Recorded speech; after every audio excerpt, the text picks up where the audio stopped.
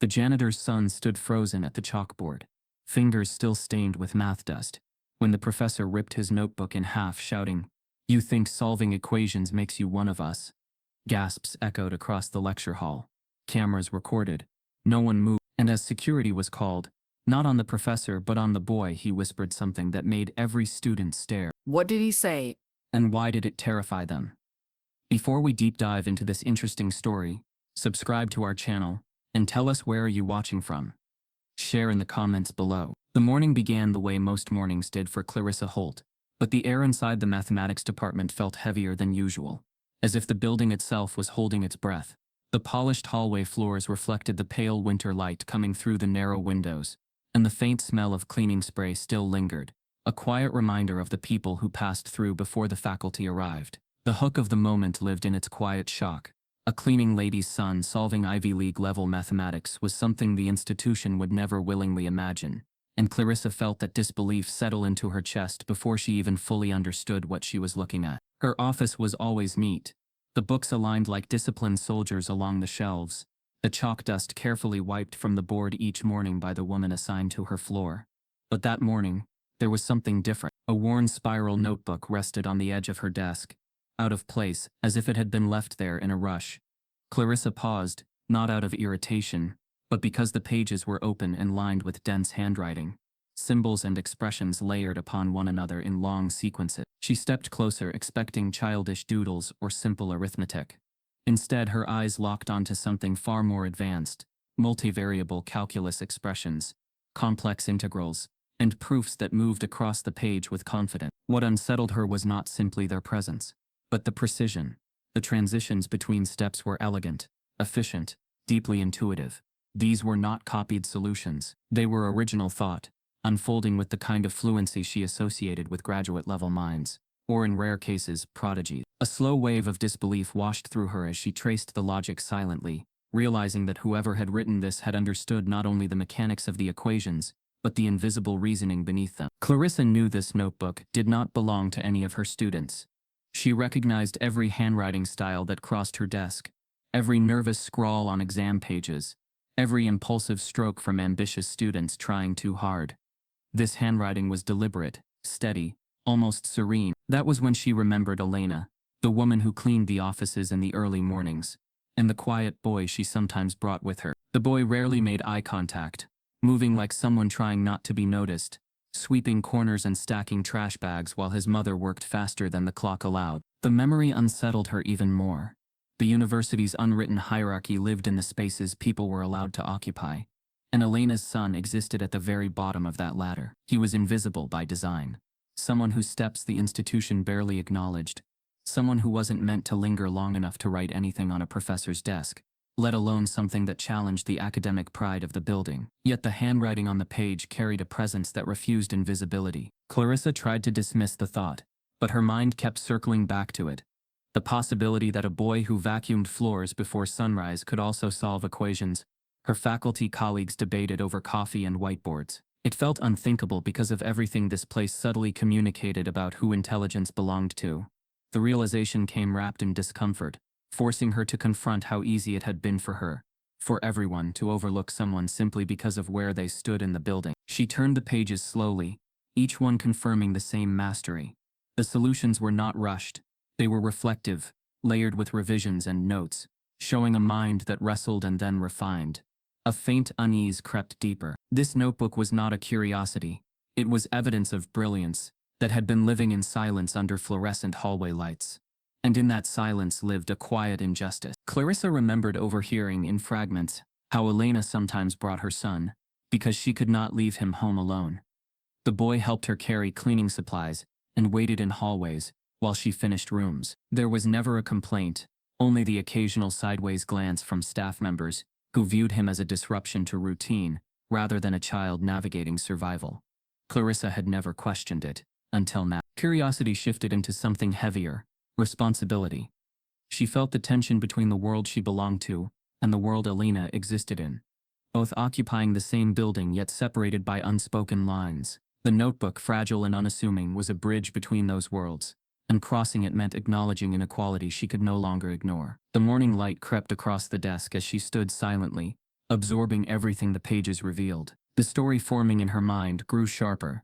A boy forced into the background of other people's careers, quietly teaching himself concepts he was never meant to access, absorbing knowledge from discarded textbooks and overheard conversations. The idea didn't feel romantic or inspirational. It felt tragic, because it had taken an accident for anyone to see him. Clarissa felt her academic instincts pull toward investigation.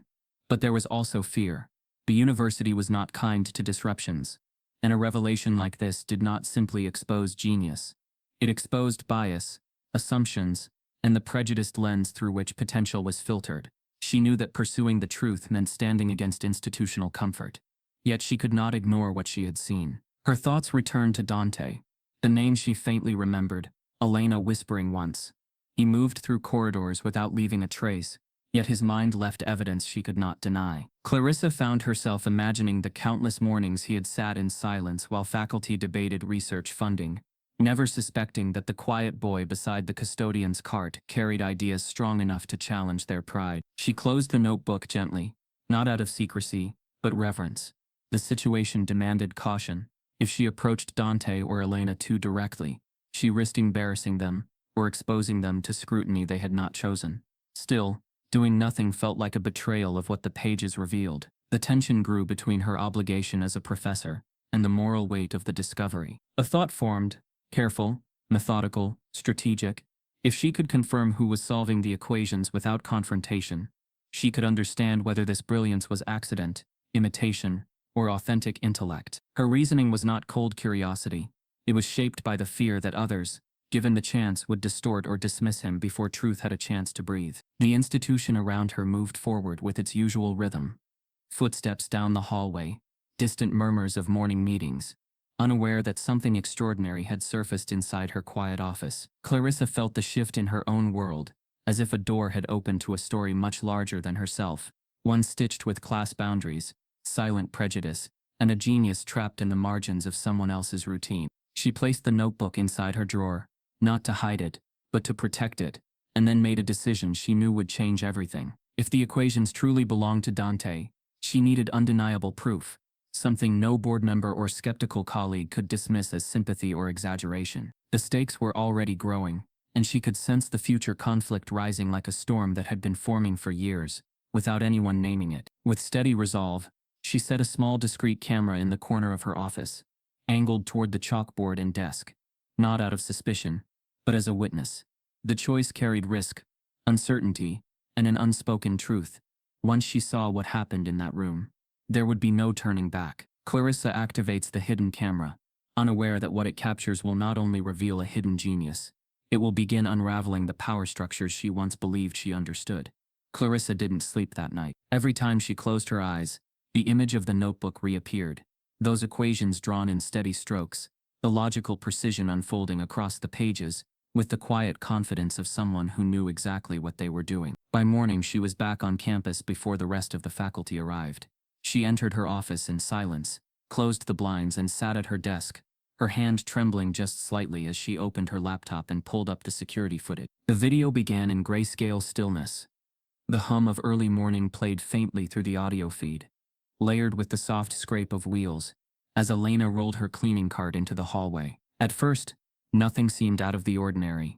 Elena dusted the cabinets, emptied the trash, and wiped down surfaces with the speed and skill of someone whose labor was invisible by design. Then, just a few minutes in, a quiet figure slipped into the frame. Dante. Tall for his age, thin but steady, he moved with a kind of caution Clarissa recognized.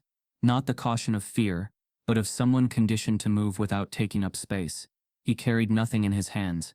He said nothing. And then, almost mechanically, he walked to the chalkboard at the front of the room. What happened next made Clarissa stop breathing. Dante picked up a piece of chalk, and with his free hand, erased a portion of the board with smooth, practiced strokes. Then he began to write. Not tentatively, not like a child playing teacher. He wrote like someone with clarity of thought, a mind working 3 steps ahead of his hand. Lines of mathematics appeared with the calm fluency of a professor preparing a lecture, but more refined, cleaner. There were no corrections, no hesitation. Clarissa leaned closer, her eyes narrowing as she tracked the symbols. It was not just that the boy knew calculus. He was building problems from scratch, constructing his own proofs, moving through advanced concepts that took undergraduates weeks to understand. He moved from multivariable integrals to topology problems, filling the board with a kind of mathematical poetry, every line built on the last with fluid logic, and he never once referenced a book, a screen, or a note. It was all in his head. She replayed the section again, slower this time, as if a second viewing would reveal some trick. But it didn't. The chalk in his hand was real. The problems were real. His answers weren't guesses. They were right. The video continued for nearly 20 minutes before Dante calmly erased the board, placed the chalk back precisely where he found it, and returned to the hallway just as Elena finished mopping. He said nothing. He didn't look back. Clarissa sat frozen in her chair. The world around her seemed to slow. What she had just witnessed wasn't luck. It wasn't mimicry. It was brilliance. Raw, unfabricated, and perhaps most tragically, unnoticed. A child who moved like a shadow through elite corridors had a mind that could outpace some of the tenured professors in her department, and no one had seen it. No one had even looked. It was unsettling, not just because of the genius she'd discovered, but because of what it revealed about everything around her. How could a boy like this walk these halls for months and remain invisible? How had she herself, someone trained to recognize brilliance, overlooked him for so long? The footage didn't just expose Dante's mind. It exposed the institution's blind spots, its prejudice, its willingness to assume where intelligence could and couldn't live. She played the footage again, and this time she noticed something else. The expression on Dante's face as he worked. It wasn't joyful. It wasn't even proud. It was distant, focused, and burdened, as if solving these impossible equations was not a gift, but a necessity, a survival mechanism. The board was the only place in this world where he could speak without being dismissed. Clarissa could see it now. This wasn't about ambition. This was about escape. Her thoughts turned inward. If Dante had been the son of a professor, he'd be in front of lecture halls by now, showered with scholarships, mentored by Ivy League scholars, but instead he pushed a mop bucket through those same halls, his intelligence unnoticed simply because of his name, his skin, his silence. That realization hit Clarissa like a blow to the chest. She had spent her life championing equity, or so she believed, but this child had slipped right past her radar because she hadn't looked past the uniform. She felt shame, and with it, urgency. Clarissa pulled out the notebook again, this time with reverence. The chalkboard proofs in the video matched the structures in the pages. Same patterns, same meticulous organization. It was confirmation beyond doubt. But the footage to her wasn't just proof. It was a call to action. She had a responsibility now, not just as a professor, but as a human being who had been handed a moment that could either expose injustice or bury it further. And yet, there was risk. She couldn't just walk into a faculty meeting and announce this discovery. The same people who once laughed off diversity programs would see Dante as a threat to their carefully guarded ecosystem. If they didn't ignore him, they'd try to own him, turn him into a department mascot, or worse, dismantle his credibility behind closed doors with quiet racism masked as academic critique. She had seen it before. Brilliant students, usually black or Latino, crushed under the weight of being the exception. The university loved diversity it could control, not challenge. She also worried about Elena. Would exposing her son hurt her job? Would Dante be thrust into a spotlight he didn't ask for? The system wouldn't hesitate to punish them both for stepping outside the role it had assigned them. Clarissa couldn't allow that. Not after what she had seen. There was only one path forward, and it would require discretion, courage, and strategy. She needed to talk to Elena, but not about cleaning, not about schedules or supplies. She needed the truth about Dante, about how long he'd been doing this, about what he wanted, about what he needed. More importantly, she needed to earn Elena's trust, because if she made the wrong move, if she sounded even remotely like another white professor swooping in to rescue a poor kid, she'd lose everything. The door would slam shut. Clarissa stood, the weight of the decision settling into her spine. She looked again at the paused frame on her laptop. Dante mid-problem, his face lit by the chalkboard glow, eyes locked on the unknown with the quiet fury of someone desperate to be heard by a world that only saw his skin in silence. She didn't know exactly how this would unfold, but she knew this much. She couldn't go back to pretending she hadn't seen what she saw. The footage changed everything. Clarissa walked out of her office, her heart pounding, not toward the dean's office or the faculty lounge, but toward the janitorial wing, ready to confront Elena with a question that could shatter both their lives or start something revolutionary. Clarissa had always moved through the halls of the university with a kind of quiet command, But that morning, as she made her way toward the service wing, her footsteps slowed. She wasn't walking into a department meeting or a classroom.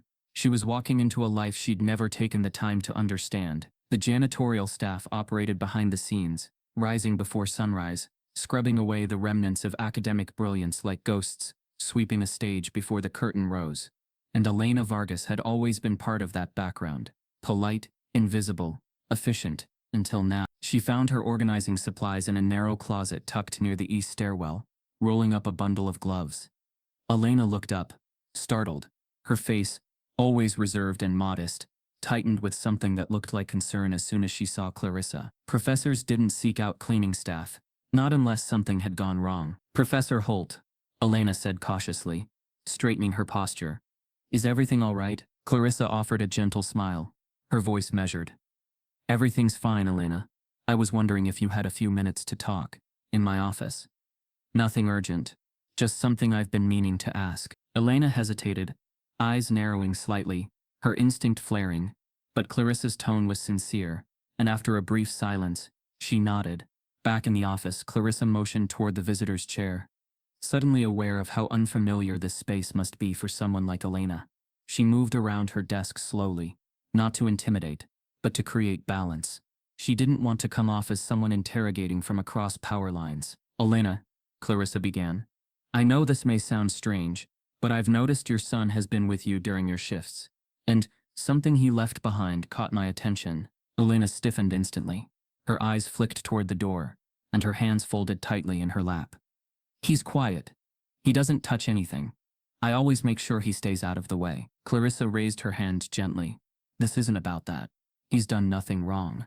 In fact, it's the opposite. She slid the spiral notebook across the desk, stopping it near Elena. Is this Dante's? Elena looked down at it like it was a loaded weapon. Her eyes didn't lie. She recognized it, but she didn't reach for it. Why?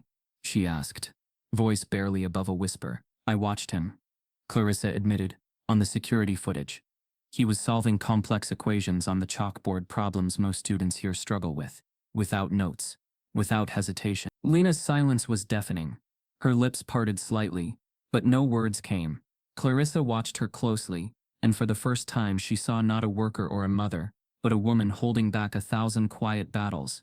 You knew, didn't you? Clarissa asked softly.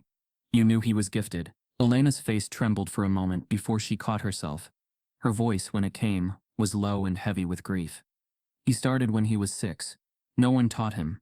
He just picked things up. Numbers spoke to him. I thought it was a phase. Then, he started fixing my calculator, correcting me when I balanced grocery receipts. It never stopped. Clarissa felt a knot form in her throat. Why didn't you ever tell anyone? Elena gave a hollow laugh, bitter and exhausted. Tell who? The school that treats him like a disciplinary case because he finishes exams too fast. The teachers who assume he's cheating. The counselor who told me not to overinflate expectations because kids like Dante don't do well under pressure. She paused, then added, We've learned not to draw attention. The room fell into a dense silence. Clarissa sat back, the full weight of Elena's words settling into her chest. This wasn't just about Dante's intelligence. It was about the quiet war Elena had fought, alone, every day to protect a child the world refused to see. I was in nursing school, Elena said suddenly, her voice distant. Full scholarship, dean's list. But then my husband left, and I couldn't work nights and raise a newborn, so I cleaned houses, then floors. One job turned into 2. The rest is what people like to call life. Clarissa closed her eyes for a moment. It wasn't pity she felt. It was guilt. She'd spent years surrounded by lectures on equity and inclusion, but here was a living, breathing reality she had never truly confronted. A mother who gave up her dreams not because she lacked ability, but because systems had offered her none. I'm sorry, Clarissa said quietly. Not just for what you've gone through, but for how easily people like me have benefited from it without ever noticing. Elena shrugged, her expression unreadable.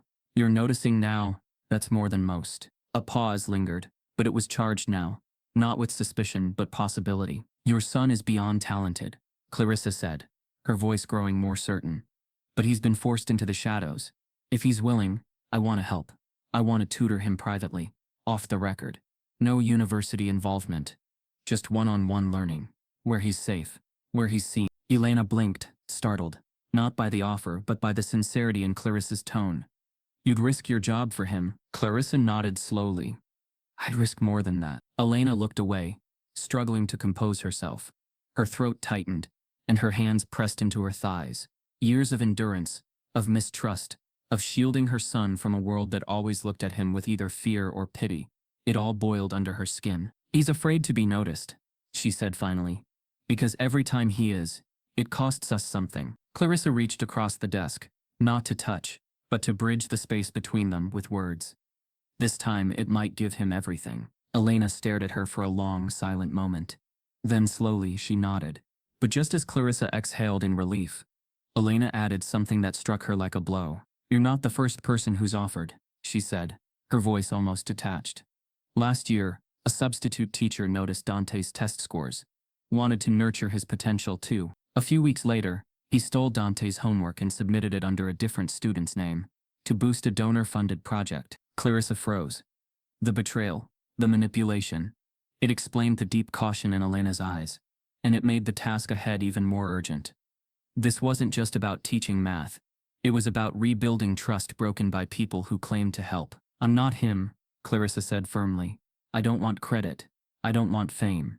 I want justice for your son." Elena looked at her long and hard, then reached out and slowly pulled the notebook toward herself. Her fingers brushed its edges like a mother clutching a piece of her child's heart.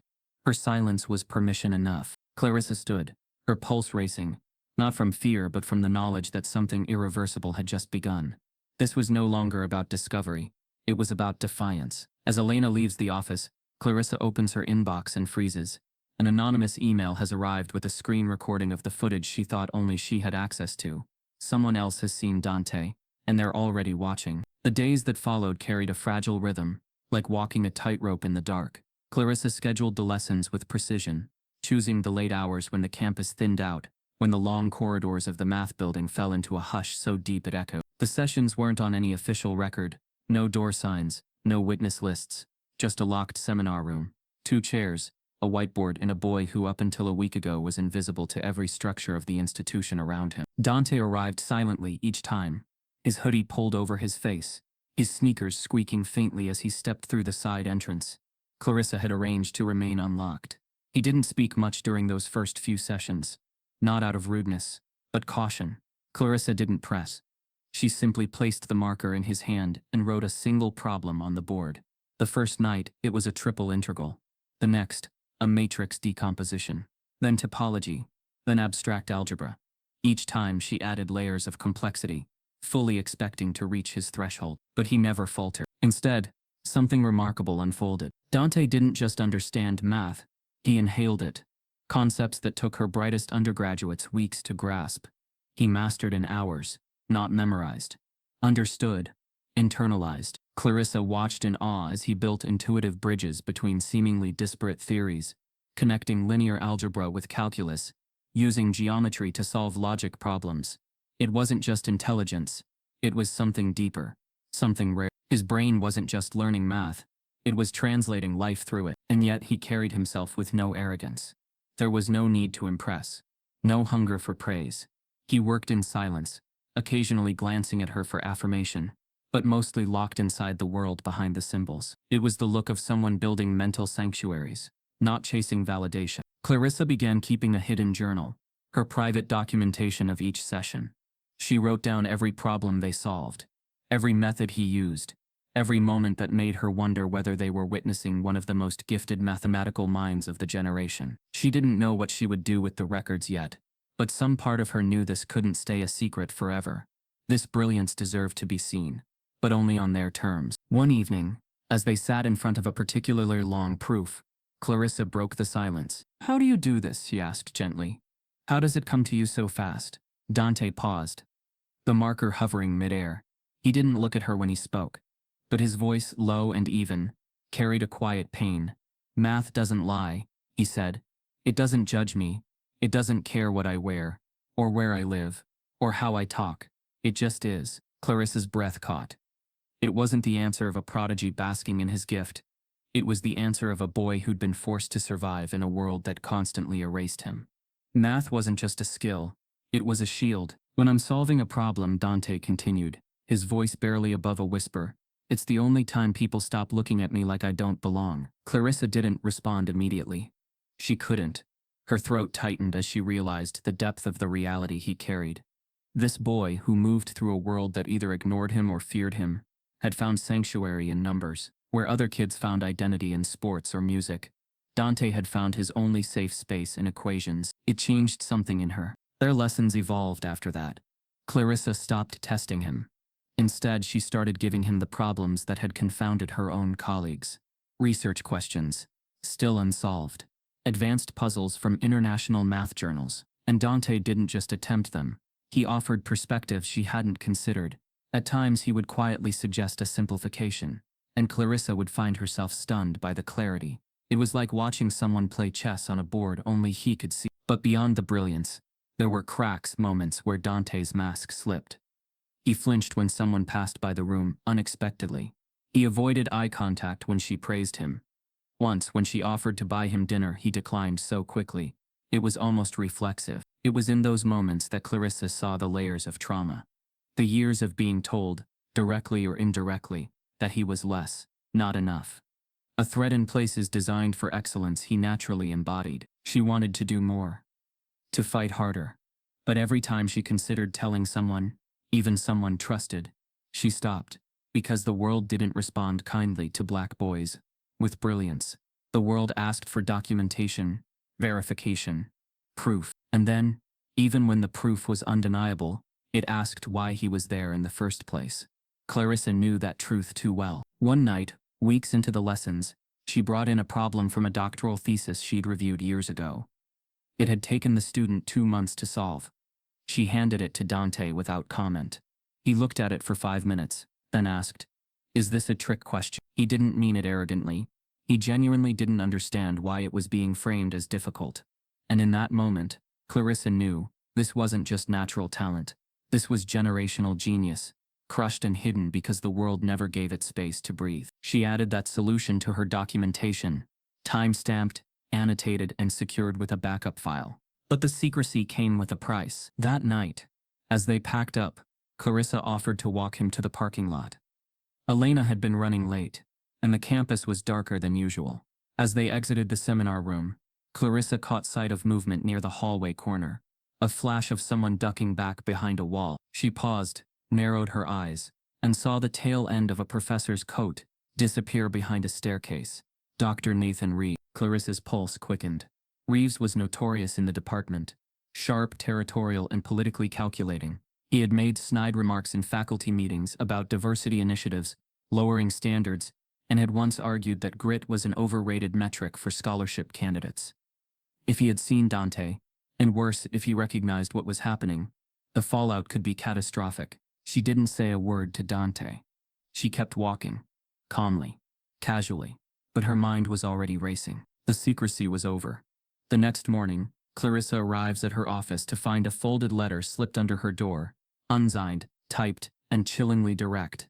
"Whatever you're hiding, stop now, before someone else does it for you."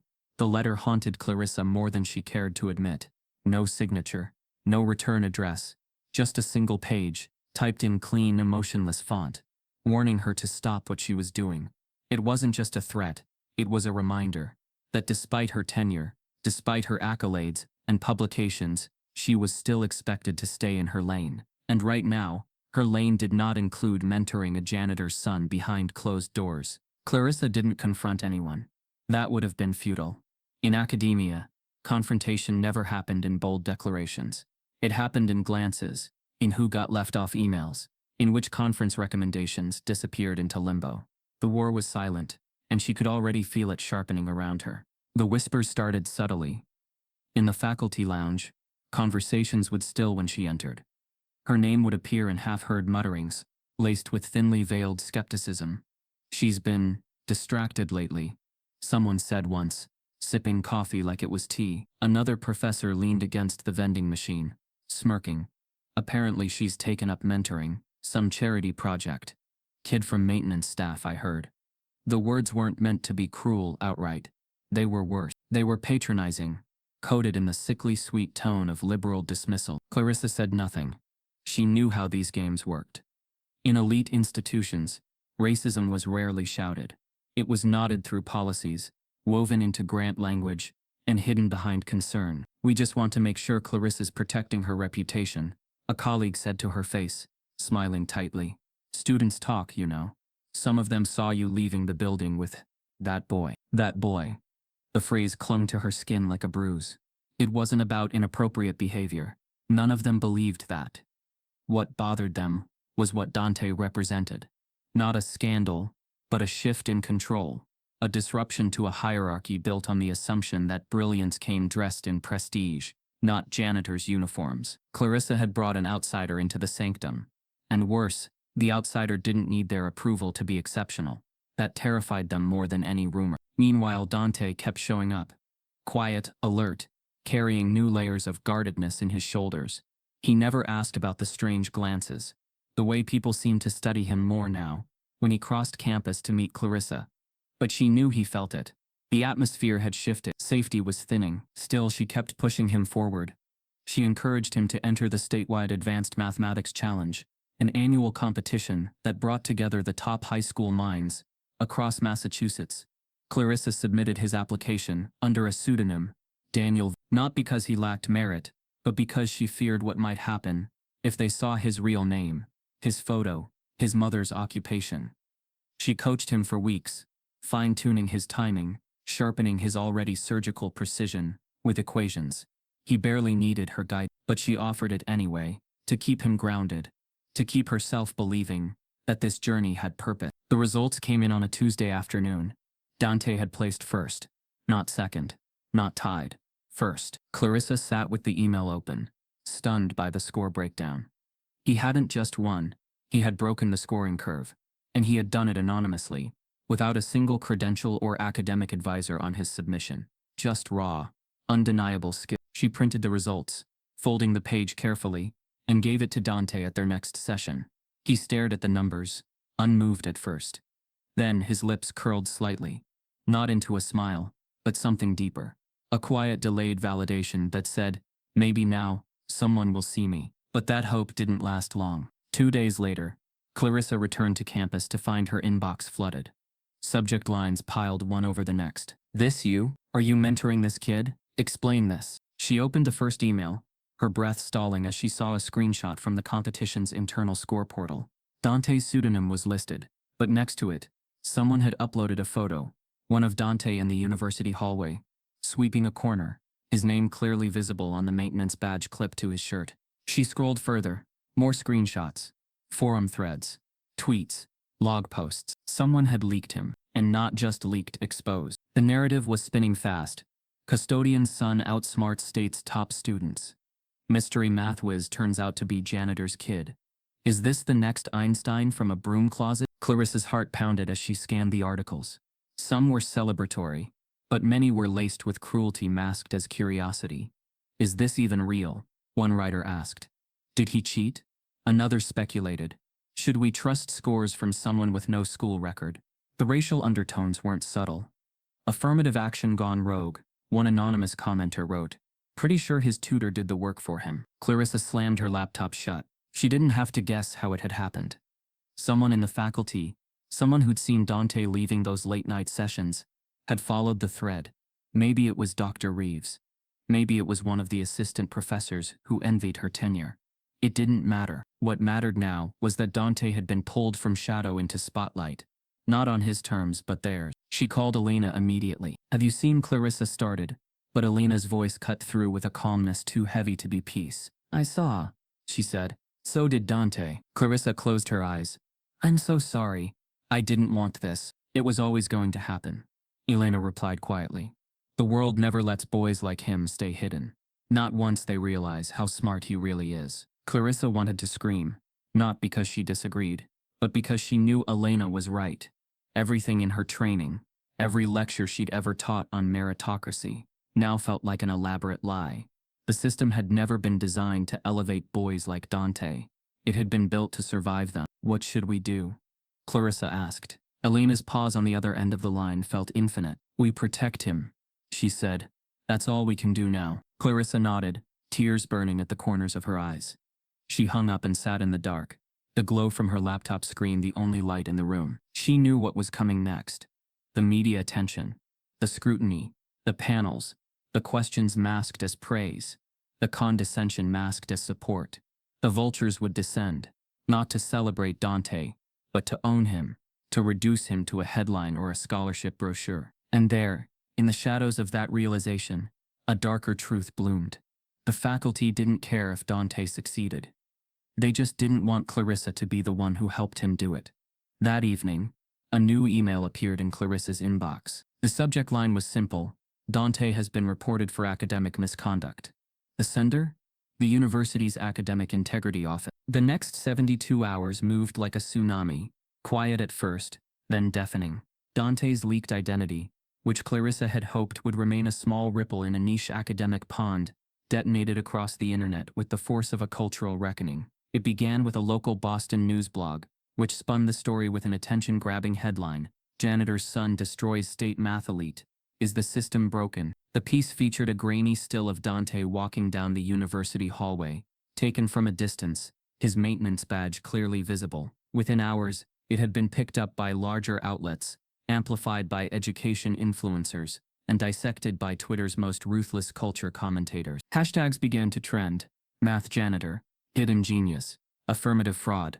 The split was instant and brutal. On one side were those in awe: educators, students, activists, calling him a modern-day math savant, proof that genius blooms everywhere. A viral TikTok montage of his chalkboard work, paired with orchestral music and overlaid text that read "Brilliance can't be mopped away," racked up over 2 million views in 2 days. Celebrities tweeted support. A popular podcast invited Clarissa and Dante to share their inspirational journey. But the other side came with knives. Comment sections boiled with racial contempt cloaked in academic language. There's no way he did this alone. Let's see his IQ test results. Why are we pretending janitors' kids can outperform valedictorians? YouTubers uploaded videos accusing Clarissa of academic fraud, suggesting she had exploited Dante to push a diversity agenda. A known conservative blogger published an op-ed titled "From Mop to Math, A Liberal Fantasy Implodes," claiming the story was another example of white guilt masquerading as mentorship. Clarissa barely slept. Her phone never stopped buzzing. Every time she picked it up, new notifications screamed for attention. Some congratulatory, some vile. She stopped checking after an anonymous number texted her Dante's full name, followed by a single word: liar. Meanwhile, Dante's world began to shrink. Elena refused to let him leave the apartment. She pulled him out of school the moment classmates began filming him in the hallway, whispering behind lockers. One girl tried to grab his notebook, Elena said through gritted teeth during a late-night call with Clarissa, like he's some sort of museum exhibit. Dante wasn't angry. He was quiet. Too quiet. The boy who once wrote complex equations like they were oxygen now sat at the dining table staring at blank pages. When Clarissa visited, he didn't open the door. Elena explained softly that he was processing not the fame, but the way it came wrapped in suspicion and violation. He asked me, Elena said, voice trembling, why people only believe in his brilliance when they think someone white gave it to him. Clarissa's heart fractured. She wanted to tell him that the world would catch up, that justice always finds the right side. But she knew better. She knew that for boys like Dante, the world didn't offer the benefit of the doubt. It demanded proof of worth that others never had to show. Every move she made to protect him only added fuel to the fire. When she declined the podcast invitation, the hosts dragged her online. Why is the professor silent now? What's she hiding? When she refused to speak to a national news outlet, their segment implied guilt through omission. Even her silence was interpreted as scandal. It wasn't long before her department chair emailed her with a curt impersonal line. Please clear your schedule this Friday morning. The board has requested your presence to clarify recent developments. The subject line read, Academic Review Misconduct Concerns. Clarissa stared at the email. For a long time, her mind replayed every step of the past month. Not just what she had done, but what she hadn't done. She hadn't asked for permission. She hadn't warned Elena. She hadn't protected Dante from the consequences of visibility. She had followed her instinct, believing it was right. But in this world, right didn't always mean safe. That evening she walked to the university's administrative offices after dark. She stood outside the doors, staring up at the grand facade, carved with Latin phrases and pillars of prestige. It was a building she once loved, a symbol of intellectual rigor. Now it felt like a machine sharpening its gears. She knew what the meeting would be. Not a dialogue, a dissection. They wouldn't come for Dante directly. They couldn't, not without looking monstrous. But they would come for her, question her methods, accuse her of boundary violations, frame her mentorship as manipulation. And in doing so, they would make Dante's achievements disappear beneath the stench of controversy. Just like they always had with children like him. Turn the miracle into a scandal, and the system stays intact. She turned away from the building, the cold air biting at her skin, and pulled out her phone. Her finger hovered over Elena's contact. She didn't know what to say. What comfort could she offer now? But as she was about to call, another text arrived from an unknown number. It was a photo. Clarissa's office door, slightly open. Inside, her desk had been rifled through. Drawers left ajar. Her laptop, missing. No message followed. Just the image. For the first time, Clarissa felt real fear, not just for her reputation, but for Dante's safety. This wasn't about whispers anymore. This was sabotage. Someone inside the institution wasn't just trying to stop them.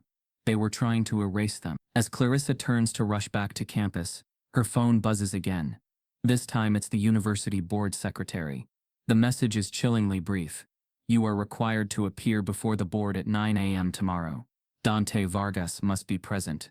Morning arrived without mercy. The city outside the university was waking with its usual rhythm.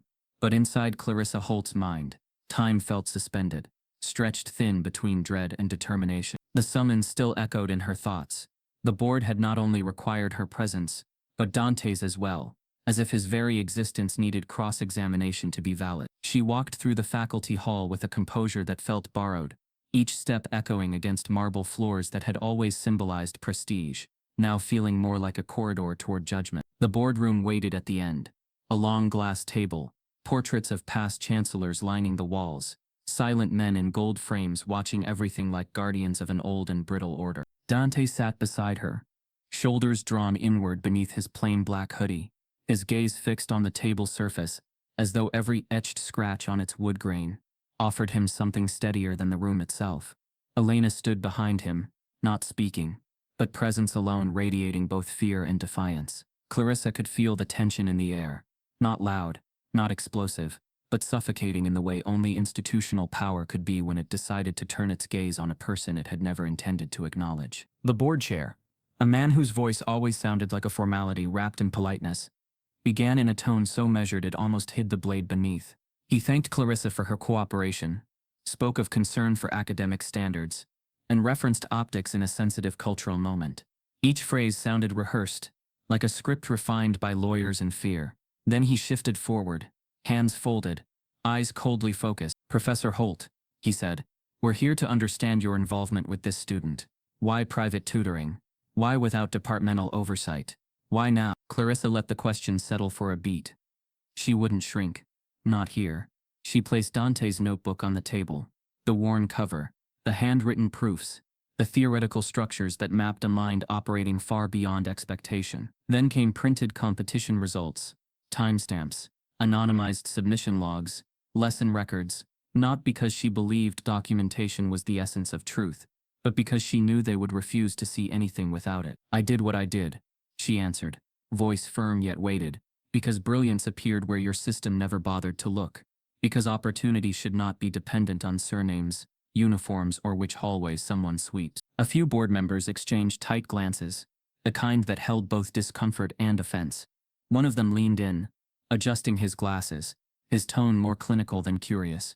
We're not questioning whether he has ability, he said carefully. We're questioning attribution. How do we verify the work is his? The words did not explode. They sank, slowly, deeply, into the center of the room.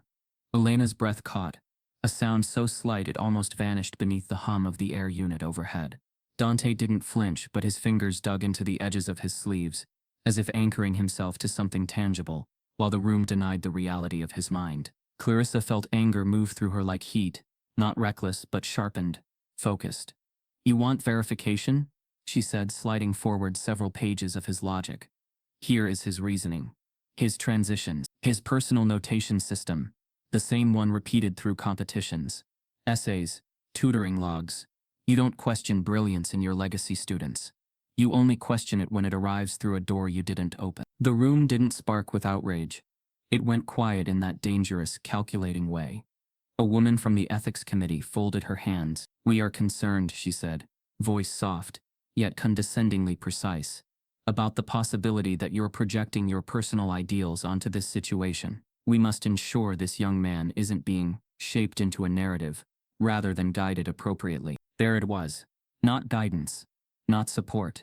A warning, not to make Dante her project. The word hung in the air, heavy with implication, as if Dante was not a person, but a case study, something to be handled, restrained, kept from crossing outside institutional control. The conversation shifted into language of liability and oversight, the kind of language that protected reputation first and students last. The board chair leaned back, fingers steepled under his chin, his expression calm, almost paternal. "Professor Holt," he said gently, "we understand your intentions may have been good, but your methods bypassed structure, exposed the university to scrutiny, and placed this young man in circumstances he was not prepared for. Sometimes, helping can cause harm." Elena's voice finally broke through. "Harm came long before her," she said, steady but wounded. "It came when teachers dismissed him, when counselors lowered expectations, when people looked at his skin and decided his future for him." Her words didn't tremble, but they carried the fatigue of years on their back.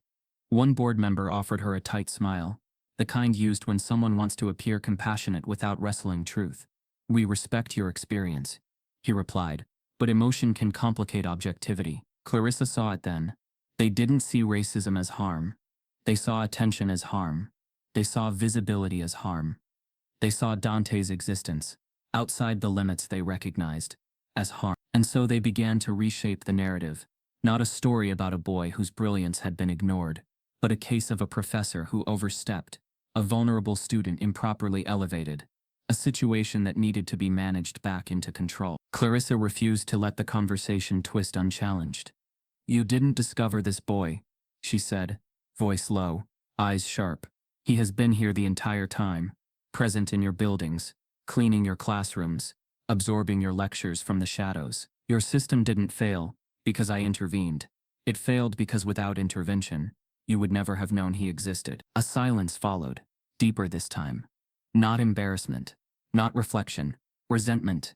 The chair cleared his throat. "Our concern moving forward is stability for everyone involved. Heightened media attention, unverified narratives, academic credibility. These must be addressed. We need to establish distance until we can conduct a controlled evaluation." Controlled, evaluated, distanced. They framed restriction as protection. They framed exclusion as fairness. And then, the twist. They turned to Dante.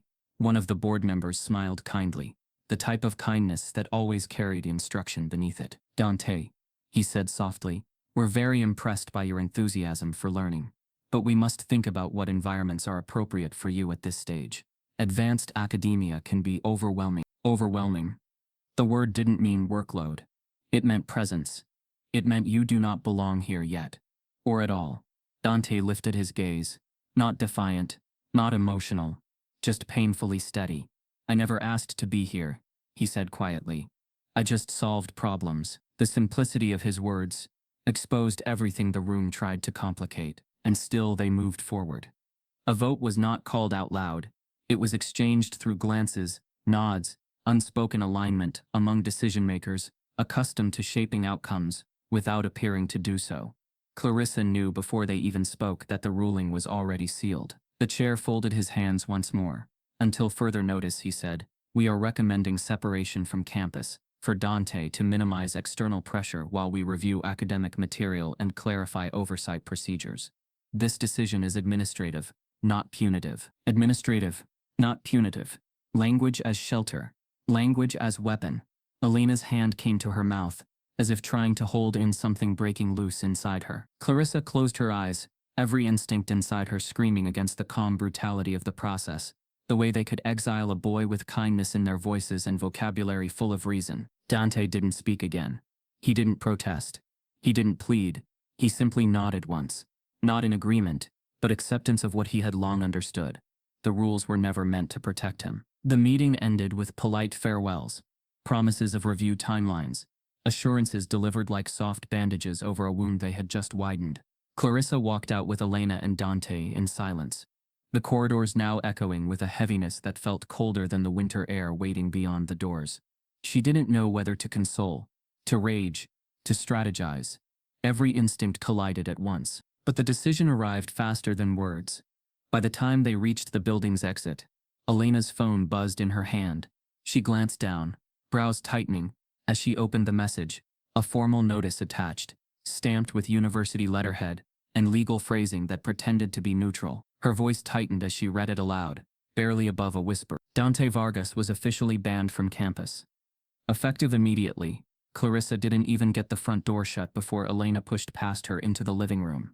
There was no knock, no pause, just a force of fury wrapped in the frame of a mother who had swallowed her voice for too long. Her eyes, usually soft with exhaustion, now burned with something far sharper: betrayal. "You said he'd be safe," Elena hissed, her voice shaking but razor-sharp. "You said you'd protect him." Clarissa stood frozen, the front door still open behind her, air slicing through the space between them.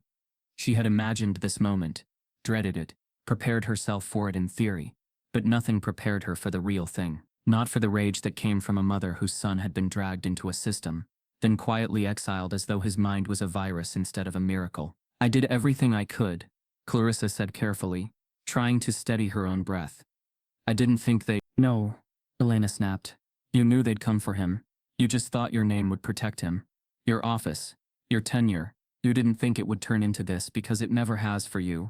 The truth in Elena's words stung more than anything Clarissa had faced in that boardroom. Elena paced the floor, her hands clenched, her words pouring faster now. "He's not eating. He won't open his notebooks. I spent 15 years teaching him to be proud of his mind. And in 1 month, all it took was a group of men in suits and a headline for him to start hating it." Clarissa wanted to speak, to explain, to defend. But none of that would undo what had happened. She had believed in Dante's potential so deeply. She had overlooked how exposed he'd be the moment the narrative escaped her control. The institution didn't just erase him. They branded him as too good to be real. And now he was paying for it in silence, in withdrawal, in the ache only black children feel when they realize the world doesn't love them for their brilliance, only tolerates them when they shrink. "I won't let this be the end," Clarissa finally said, her voice low but steady. Elena laughed bitterly. "And what exactly are you going to do? Write a strongly worded email? March into another meeting while they smile and nod and do nothing?" "No," Clarissa said, stepping forward. "I'm going to burn their silence down." Elena stopped pacing. Clarissa reached into her bag and pulled out a stack of printed documents. Dante's original notebook, the competition scores, timestamps from tutoring sessions, screenshots of racist comments from faculty forums. "I've been documenting everything," she said. "Not for tenure, not for some legacy speech. For this. For when they tried to erase him. And now that they have, I'm taking it all to someone who can't be silenced." Elena stared at the papers, then at Clarissa. "You're going to the press?" Clarissa nodded. "A friend of mine from undergrad, Natalie Kim. She's an investigative journalist now, works for a national outlet. She's covered education scandals before. But this isn't just about policy failure. It's about the way academia eats its young when they don't look the part. And I'm ready to give her every name, every document, every damn lie they told to protect themselves." Elena's jaw tightened, emotion flickering behind her eyes. She didn't want her son in the spotlight again. Not like this. But she also knew the silence had done more damage than the noise. Hiding had not kept him safe, and the system had proven it would erase him, whether he stood still or stood out. Clarissa took a breath. "But she won't run the story without you. Without Dante. She needs someone to speak, to ground the facts in a voice that makes it real. I can't be the one telling his story anymore. It has to come from you. From him. If you're willing." Elena looked down. The weight of 15 years pressed on her spine. The weight of every school meeting where teachers spoke over her. Every moment she watched her son return home, confused why he was punished for being faster, quieter, sharper. Every time she was called aggressive for defending him. And now the weight of watching his light dim, knowing she had no more soft places left to hide him. She finally sat down, not from defeat, but from resolve. "I'll speak," she said. "But not for the university. Not for your friend. I'll speak because I'm done watching people decide what my son is allowed to be. Clarissa didn't respond. She simply nodded. They made the call that night.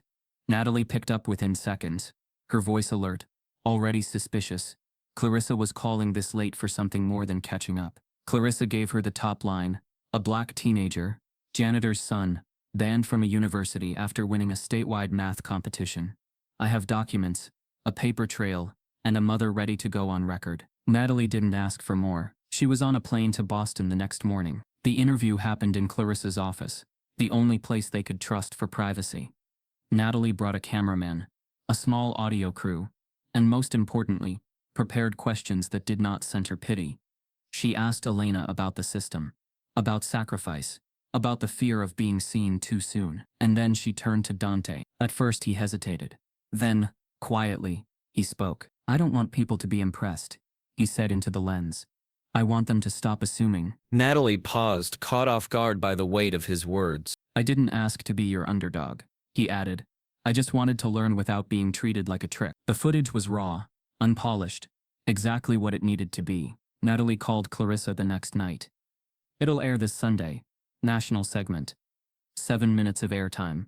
We're calling it the janitor's genius. You might want to prepare. Clarissa hung up and stared at the wall, heart heavy, hope flickering beneath layers of tension. The university had tried to contain the damage, but it had underestimated the fire in a mother. That Sunday night, as the segment aired across the country, the university's PR department sent out an urgent internal memo. Do not respond to media inquiries. All statements must go through legal. Prepare for external audit. By Monday morning, the janitor's genius had ignited something Clarissa never could have predicted. An emotional wildfire that crossed campuses, cracked open classrooms, and seeped into homes across the country. What had started as a human interest segment spiraled into a national outcry. 7 minutes of Dante speaking softly into a lens had managed to puncture the myth of meritocracy, laying bare the kind of racism that didn't scream, it whispered through credentials, concealed behind gatekeeping, cloaked in concern. Clips from the interview flooded every platform.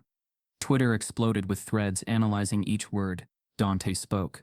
TikTok creators reenacted his chalkboard solutions, using voiceovers from his segment. On Instagram, artists shared portraits of him, some in a janitor's uniform, others in caps and gowns, often standing defiantly in front of Ivy League buildings. The portrait that went most viral showed Dante holding a mop like a sword, standing in front of a chalkboard covered in equations. Under a single caption, "They tried to erase me." Protests ignited first at Clarissa's university. Within 48 hours, the student union organized a silent walkout. Hundreds filled the quad, dressed in plain hoodies to match Dante's, carrying handmade signs that read, "Genius doesn't wear a tie, education is not a privilege, and stop cleaning away the future." Professors in other departments canceled lectures in solidarity. Even the law school's debate team marched, holding a banner that read, "Due process for Dante." But the administration panicked. Instead of responding with humility or reform, the university tightened its grip. Security presence increased. Faculty were told not to comment to the press. Students who joined protests received warning emails labeled academic conduct reminders. Behind closed doors, Clarissa heard whispers, meetings in which administrators discussed reputational risk, not justice. The boy at the center of it all wasn't being protected. He was being processed like damage control. Staff began taking sides. A handful of progressive faculty resigned publicly in protest, penning an open letter that criticized the university's culture of elitism. But others, particularly from Clarissa's own department, doubled down. One colleague argued in a televised debate that rigor should not be compromised by emotional storytelling. Another tweeted, "Merit isn't a feeling, it's earned." His post was immediately ratioed, but it didn't matter. The divide had cracked wide open, and for the first time, the world saw what had always been hiding beneath academic polish, a deep, persistent belief that intelligence came with a dress code, and that Dante had failed to wear it. Meanwhile, Dante became a reluctant symbol. Elena refused more media interviews. Clarissa screened every request. But even in silence, the boy they had tried to silence became louder than ever. Schools across the country began sharing stories of students from marginalized backgrounds being denied opportunities. A high school in Chicago revealed a black student had been barred from AP Calculus after behavioral concerns, despite testing above grade level. In Georgia, a viral thread exposed a gifted student whose teachers accused him of plagiarizing thought processes. Each story referenced Dante, each one proof that his experience wasn't rare, just rarely documented. Clarissa spent her days defending more than just her decision to mentor him. She was defending his right to exist within their academic ecosystem. Every time she logged into her email, another student had reached out thanking her for seeing someone like them. But each message was accompanied by warnings, legal queries, and department-wide silence. She hadn't been officially reprimanded yet, but the walls were closing in. Her office hours were suddenly re-evaluated. Committee seats she had held for years were reassigned without explanation. And one afternoon, her access to the internal research portal was mysteriously suspended for maintenance. But Clarissa wasn't afraid anymore. She had already crossed the line, and she wasn't going back. That week, she joined students during a protest, walking side by side with undergraduates who held copies of Dante's math notebook like sacred texts. A local reporter snapped a photo, Clarissa in a power coat, head high, marching under the banner, "Our schools, our standards, our skin." The image went viral again. Within hours, a letter from the university's legal counsel arrived at her doorstep, sealed and thick with bureaucracy. It accused her of defamation. The charges were vague. Something about reckless damage to the institution's public integrity and unvetted media participation resulting in reputational harm. But the threat was real. If pursued, it could cost Clarissa her career, her pension, her future. She stared at the document for a long time, standing alone in her kitchen, the air thick with the weight of everything at stake. She knew what they were doing. They couldn't discredit Dante, so they would dismantle her. They would turn the woman who had opened the door into the one who destroyed the house. She called Elena that night, her voice steady despite the storm behind her ribs. "They're coming after me now," she said quietly. There was a pause, and then Elena's voice cracked through with quiet rage. "Good," she said. "Now maybe they'll see it was never just about one boy." Clarissa didn't reply. She didn't need to, because she knew something had shifted. Not just in the news cycle, not just in the headlines, but in the foundation of what people expected from education. The story had moved beyond Dante. It had become a mirror for an entire nation to confront how it rewarded polish over potential, structure over substance, whiteness over brilliance. And now, the university that tried to silence one child was being drowned out by thousands of voices it had never wanted to hear. Just as Clarissa hangs up, her phone buzzes again, an incoming email from a powerful civil rights attorney with a subject line that reads, "Class action inquiry, discrimination in higher education. Can we talk?" The lawsuit dropped like a hammer, cold and deliberate, delivered to Clarissa's door in a stiff manila envelope. It read like a betrayal penned in legal jargon. The university accused her of violating media protocols, breaching confidentiality, and defaming the institution through unauthorized disclosures that jeopardized donor trust and institutional standing. The language was clinical, but its intent was surgical: discredit her, isolate her, bleed her dry in court, until she became a cautionary tale to anyone else who dared to expose the rot behind the university's polished walls. But what they hadn't counted on was that Clarissa had receipts, and an entire country watching. Instead of retreating, she doubled down. With the help of the civil rights attorney who had reached out, Amara Fields, a formidable force known for dismantling systemic discrimination case by case, Clarissa prepared a counteroffensive. They didn't just plan to defend her reputation, they planned to gut the system that had dared to punish a professor for recognizing brilliance in a janitor's son. Within 2 weeks, the courtroom became a stage, and America watched with breath held. Reporters lined the courthouse steps. Hashtags re-emerged. Students live-streamed the hearings. Protesters held signs outside that read, "Clarissa taught the truth." And truth isn't defamation. But inside the courtroom, it wasn't just about emotion. It was about evidence. And Clarissa had more than the university ever imagined. She began with the tutoring logs, timestamps, emails, original math problems, and their iterative solutions, all handwritten by Dante across months. Then came the competition results, the scoring system, the video analysis of his solving process that matched every stroke to his private notes. Clarissa had documented everything not to protect herself, but because she had known from the start that Dante's existence within this system would require proof the institution never demanded from anyone else. But the real bomb dropped when Amara introduced internal university emails obtained through legal discovery. They were damning. Staff members had casually debated whether Dante should be re-evaluated for behavioral irregularities. One tenured professor questioned if we've ever considered the possibility that this boy was being used to inflate Holt's image. Another suggested, It's dangerous to give too much exposure to someone who hasn't passed through our vetting structures. It weakens our merit model. And perhaps the most chilling of all, a thread titled Managing Public Disruption, where a dean openly asked if we can remind the public that the boy isn't even a registered student here. Amara didn't need to dramatize the racism. It oozed from every word. The judge, a black woman with decades in education law, read those emails aloud in court. Her voice stayed calm, but her expression grew tighter with every line. This, she finally said, placing the stack of printouts down, is not concern. This is calculated exclusion. The university's defense crumbled in real time. Their legal team pivoted to damage control, claiming Clarissa had misunderstood institutional intent, that the emails lacked context, that she overstepped in good faith. But the public wasn't buying it. Journalists broke the email story within hours. National anchors called it an institutional scandal in slow motion. Former alumni withdrew donations. A group of wealthy Black and Latino donors pulled a multi-million-dollar grant in protest. Clarissa never once raised her voice in court. She didn't need to. She let the truth do the cutting. The narrative flipped. From rogue professor to whistleblower. From misfit janitor's son to the boy who forced an entire system to see its own ugliness. After 10 grueling days of testimony, filings, and media chaos, the university withdrew the lawsuit, without apology. But it was too late to control the damage. Public trust plummeted. Faculty resignations increased. The board held emergency meetings behind locked doors. The administration released a vague statement about re-evaluating inclusion strategies, but no one was listening anymore. And then came the scholarships. Within days of the ruling, Dante received offers from some of the most prestigious schools in the country: Stanford, MIT, Caltech. Offers with full rides, housing stipends, personalized mentorship programs, even private tutors. One university offered him a named fellowship, typically reserved for doctoral candidates. Journalists flooded Clarissa's inbox, wanting quotes.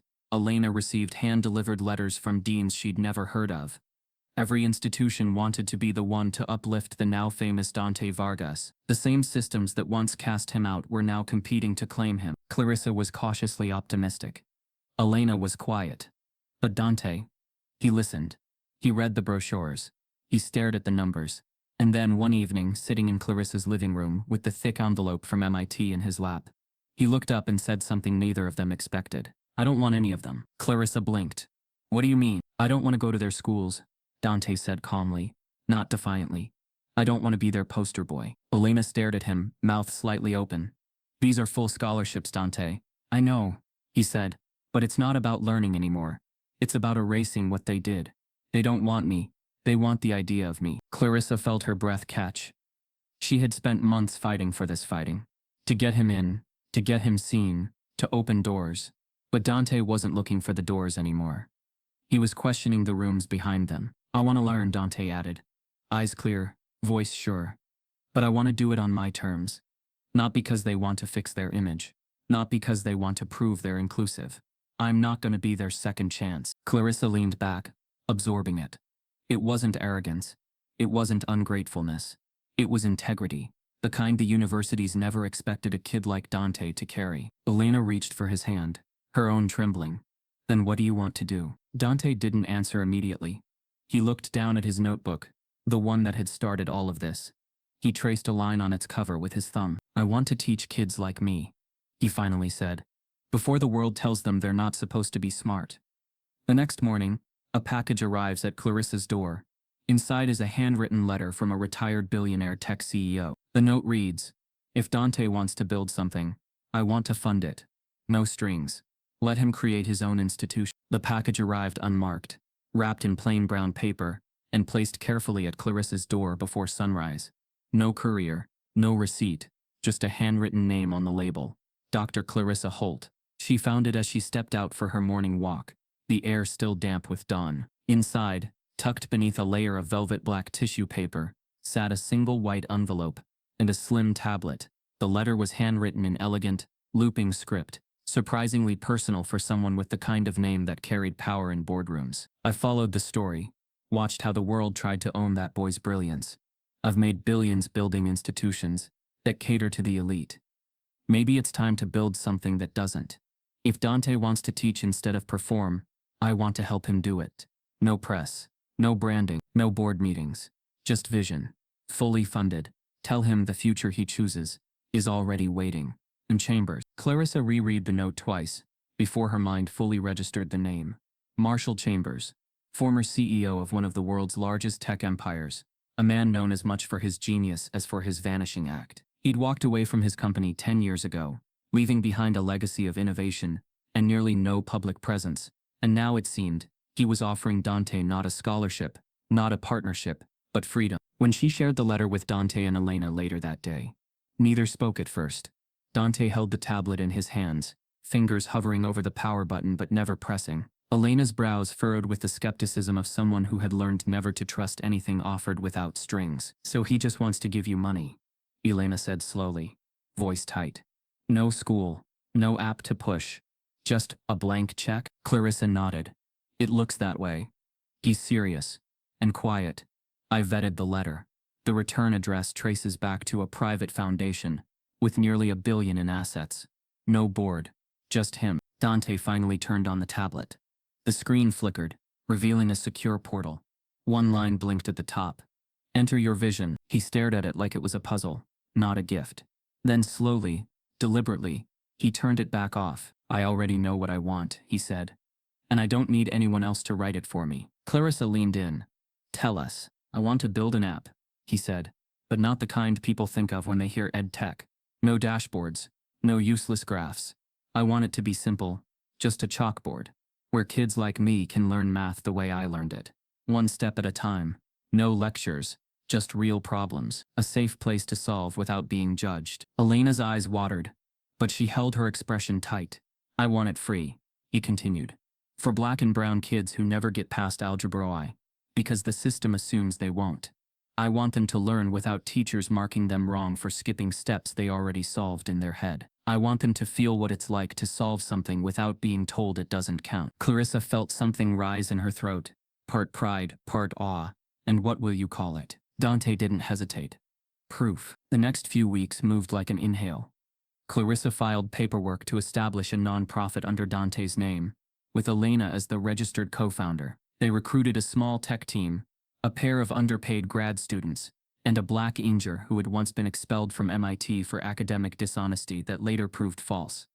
They worked from Clarissa's living room, turning sketches on napkins into working wireframes. Dante mapped out levels like game stages. Each module began with a question, not a lecture. Every wrong answer offered clues, not penalties. Users could even upload handwritten work, because as he reminded them, not every genius has a laptop. The media tried to follow, but the noise began to fade. The lawsuits were over. The protests, while still strong, quieted into momentum rather than outrage. America had moved on to its next controversy. And Dante liked it better that way. No cameras, no interviews, just code, chalk, and clarity. The first prototype launched 6 weeks after Chambers' letter. Within 48 hours, the app had over 18,000 downloads, most from Title I schools across the South and Midwest. Clarissa watched analytics spike in towns she'd never heard of. Teachers sent messages thanking them. Kids sent photos of their scratch paper filled with equations. One 12-year-old from Alabama wrote, "This is the first time I ever felt smart." Dante said nothing when he read it. He just nodded and opened his notebook to work on the next update. Elena managed the inbox, fielding donation offers, speaking with parents, and creating a curriculum resource bank. It was the first time in her life she'd been given an office title. She didn't say much about it, but Clarissa noticed the way she started wearing her hair differently. Not to impress, to stand taller. One afternoon, Clarissa sat on the porch watching the sun dip low, light bleeding through the branches. Dante joined her, his hands chalk-stained from hours of beta testing problems on a real board they'd hung in the basement. "You know you could still go to college," she said gently. "I am," he replied. "Just not theirs." Clarissa smiled. "You're teaching it too." He nodded, then turned to her. "Do you think they'll ever change?" She didn't lie. "Not all of them. But they'll never forget your name." Dante didn't seem to want that. He didn't need legacy in the academic sense. He didn't want awards. He wanted proof that kids like him could build without permission, solve without apology, teach without translation. That night, the proof app crashed too many downloads. They doubled server capacity. Donations from small donors began arriving faster than the checks from institutions. Black churches, high school teachers, a retired NASA scientist sent $1,000 and a note that read, "We've waited too long for someone like you." But the biggest shock came a week later. Clarissa received a call from Chambers himself. Not his team, not a lawyer. The man. He spoke with a voice like velvet sandpaper. Smooth, aged, and deliberate. "I want to buy your server space for the next 10 years, he said. Uncapped. Unmonitored. No interference. Just keep building. And if Dante ever wants to teach live, I'll build him the school." Clarissa exhaled slowly. He doesn't want a school. He wants a system that can't be closed. Chambers chuckled. "That's exactly what I want to fund." Hours later, Clarissa opens her inbox to a subject line from the Department of Education. Federal interest in proof. "Let's discuss national rollout." The morning the Department of Education's subject line hit Clarissa's inbox, she felt a wave of surreal clarity. Not long ago, she was a professor fighting whispers in dusty conference rooms. Now she was fielding federal interest in a grassroots app, built in her basement by a boy the system had once labeled a liability. Still, her instincts didn't allow her to celebrate too quickly. Government interest always came wrapped in policy language and hidden expectation. So before she responded, Clarissa wanted clarity about who was truly backing them and what, if anything, was hiding behind the generosity. The answer came unexpectedly. It wasn't Marshall Chambers who had forwarded the app to federal contacts. It wasn't an education nonprofit or political lobbyist. It was someone Clarissa hadn't heard from in over a decade, a name that arrived with its own sting. Nadine Vaughn. They'd once co-taught a graduate seminar at Princeton, both early career academics fighting for tenure, both brilliant in wildly different ways. Clarissa had been rigorous, idealistic, and methodical. Nadine had been ruthless, flamboyant, and painfully charismatic. Their rivalry had been famous for how public and academic it was, whiteboards filled with opposing theories, office debates that drew students in like theater.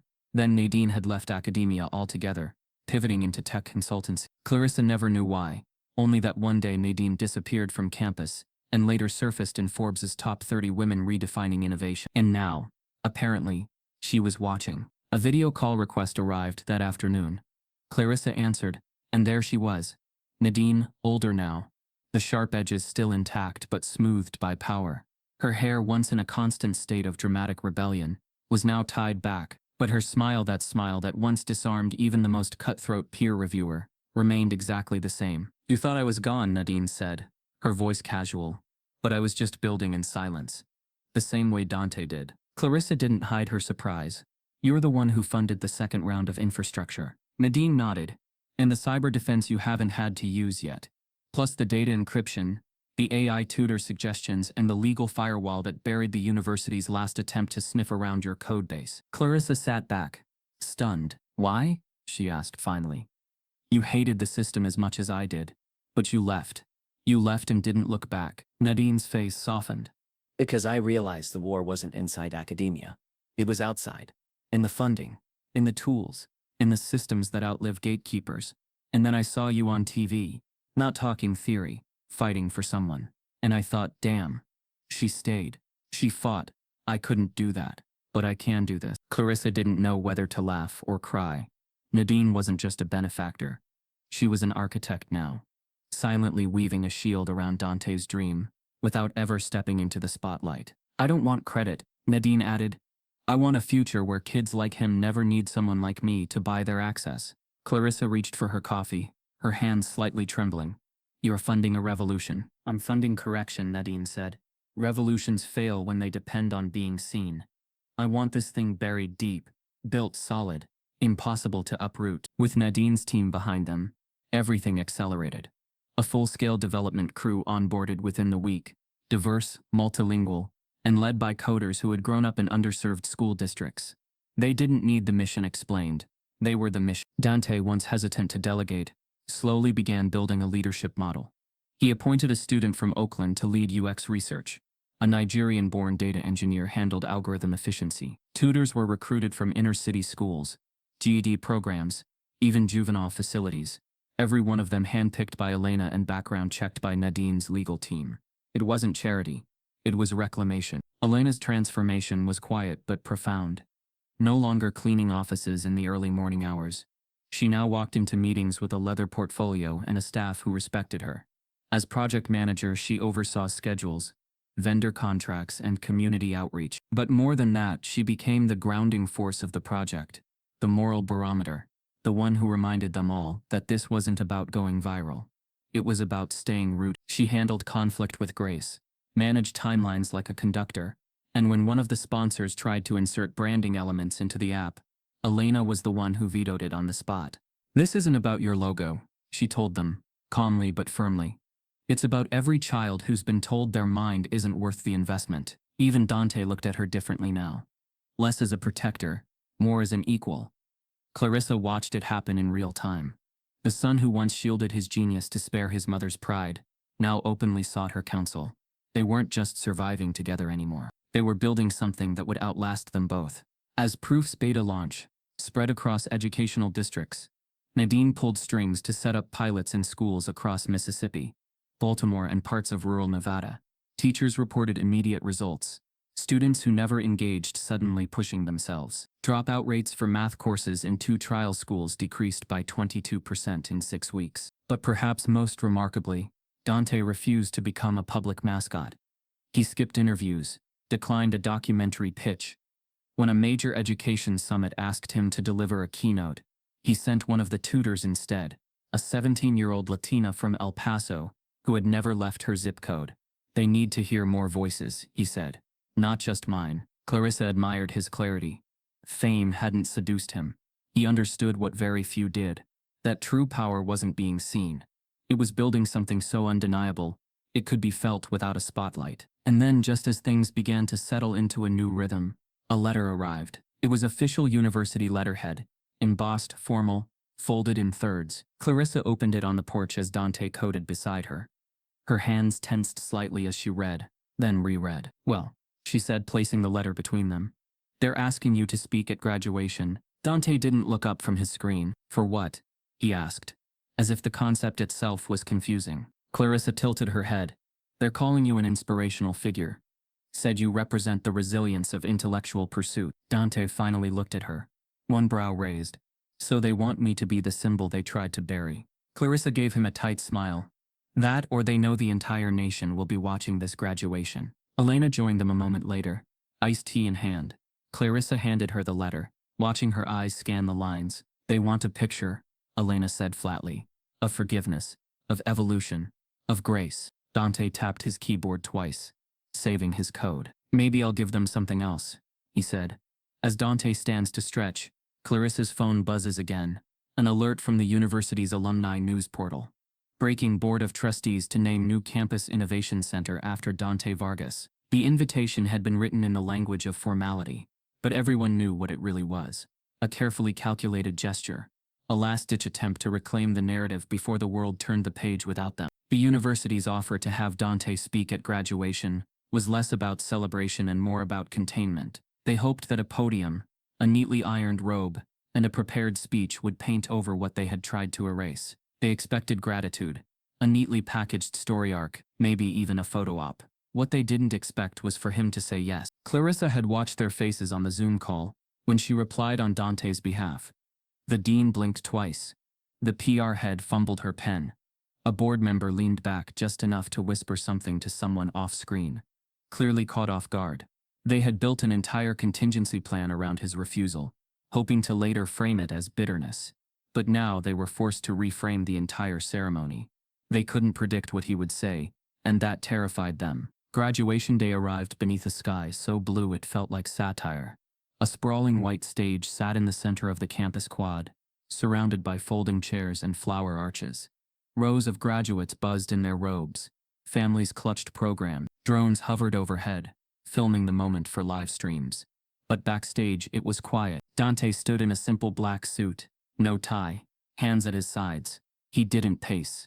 He didn't fidget. Clarissa stood beside him, fixing the edge of his collar like a mother would. Her voice low. "They're expecting thanks," she said gently. Dante didn't look at her. "They're not getting it." Elena, standing just behind them, smiled softly. "Then give them something they'll remember longer." When his name was announced, the applause started politely, then swelled. People stood, phones were raised. Not all the clapping was genuine. but all of it was loud. He walked to the podium with a presence that made silence fall before he ever spoke. The microphone buzzed once, then stilled. Dante looked out across the sea of faces, not to impress but to measure. "My name," he began slowly, "is Dante Vargas. But you already know that." A ripple of laughter moved through the crowd. He let it fade. "Months ago, I was banned from this campus. Not because I broke rules, but because I didn't fit them. Not because I lacked ability, but because my presence, my place made the system uncomfortable." The graduates sat straighter. Parents leaned forward. "They thought I'd disappear. But what they didn't understand," he said, voice steady, "was that brilliance doesn't need permission. It just needs space." He paused, then continued. "I wasn't invited to your classrooms. I didn't sit in your lectures. I wasn't given a student ID. But while I was sweeping your halls, I was learning everything you were teaching. The difference was, I was doing it without a seat. So I made one." He tapped the podium once, anchoring himself. "They say I'm a genius, but I'm not rare. I'm just rarely seen. There are thousands of kids like me, brown, poor, overlooked, solving problems in silence, hiding their minds behind survival, and they'll never be invited to speak here.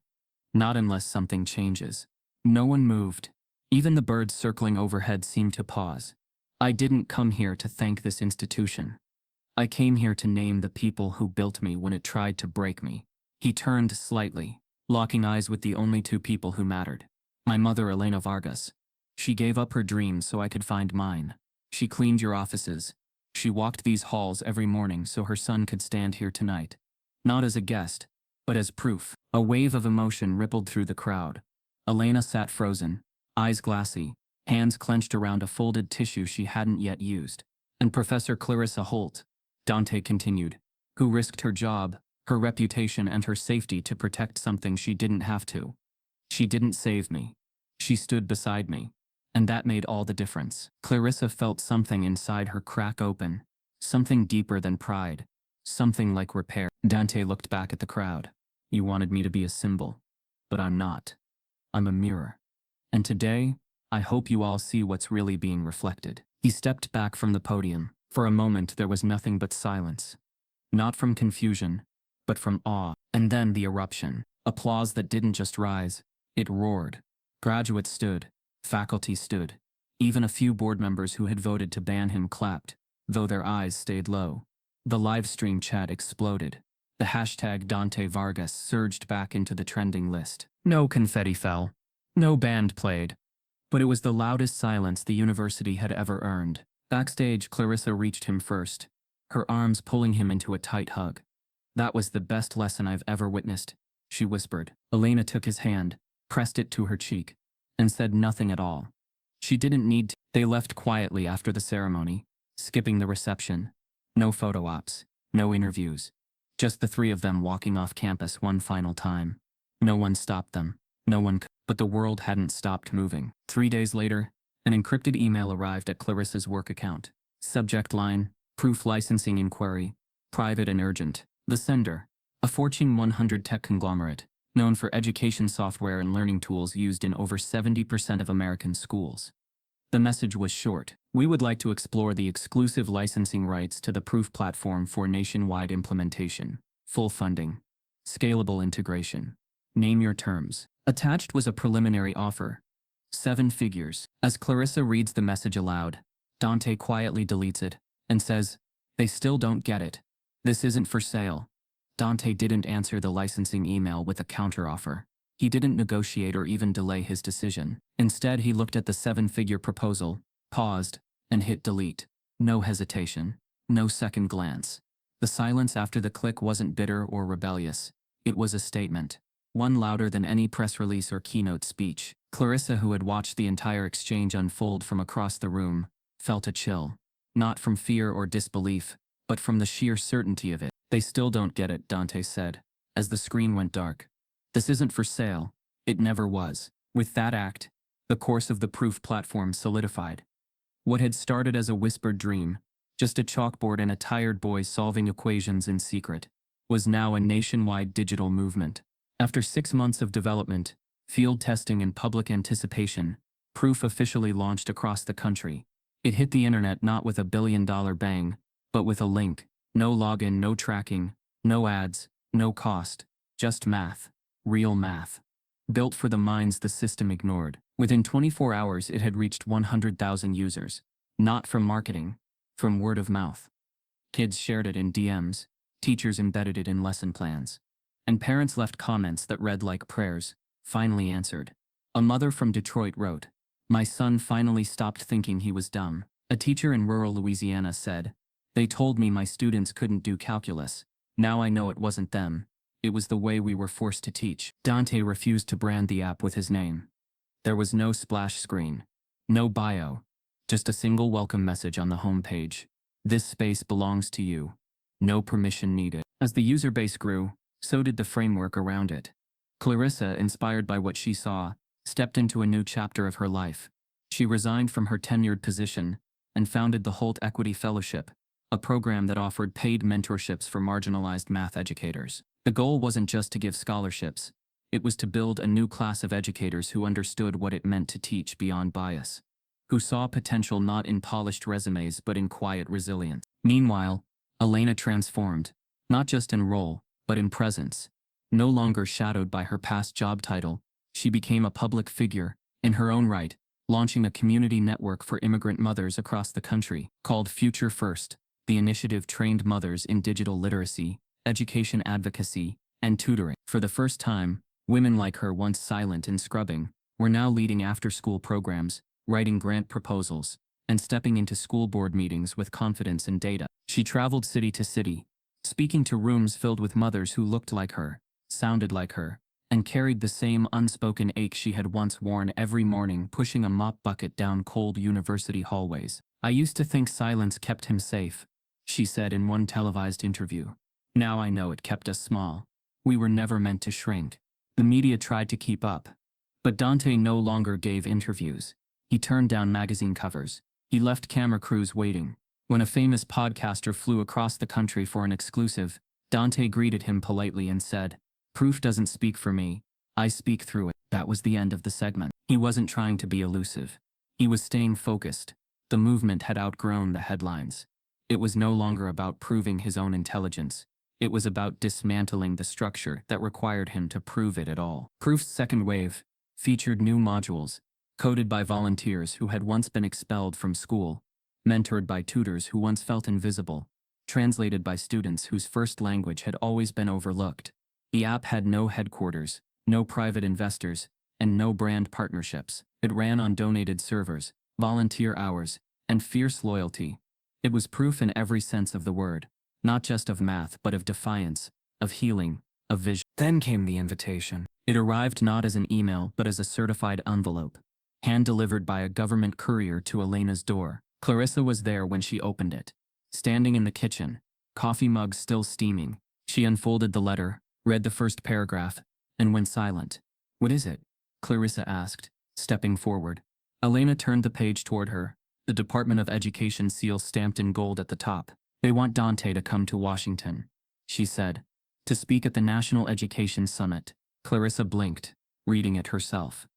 A federal grant proposal had passed preliminary review. They wanted to discuss rolling out Proof as a national pilot, one that could eventually become standard across public schools in all 50 states.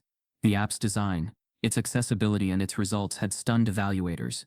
But more importantly, it had reached students no other tool had, and now the government wanted to hear from the boy behind it. Only he wasn't a boy anymore. When Dante walked in from a coding session later that night, Clarissa handed him the letter.